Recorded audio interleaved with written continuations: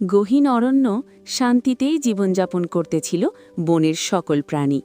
হঠাৎ বনের ভিতরে আগুন লাগল বেঁচে থাকার শেষ স্থানটুকুর মধ্যে। সব প্রাণী জীবন বাঁচাতে দৌড়াতে লাগল, কিন্তু একটি ছোট হরিণছানা আগুনের মাঝে আটকে গেল। ভয়ে সে নড়তেও পারছিল না, কারণ হরিণছানার চারদিকে শুধুই আগুনে ঘেরা। ঠিক তখন আকাশে উড়ে যাচ্ছিল একটি ছোট তোতা। সে হরিণছানাকে দেখে দ্রুত নদীর দিকে উড়ে গেল। শুরু হলো তোতার অসীম লড়াই। তোতাটি মুখে পানি নিয়ে বারবার আগুনের ওপর ফেলতে লাগল। অনেক চেষ্টা করার পরে আগুনের মাঝে একটি ছোট পথ তৈরি হলো। হরিণছানাটি সেই পথ দিয়ে দৌড়ে বেরিয়ে এলো। সেই দিন জঙ্গলের সবাই বুঝল, ছোট সাহসও বড় জীবন বাঁচাতে পারে।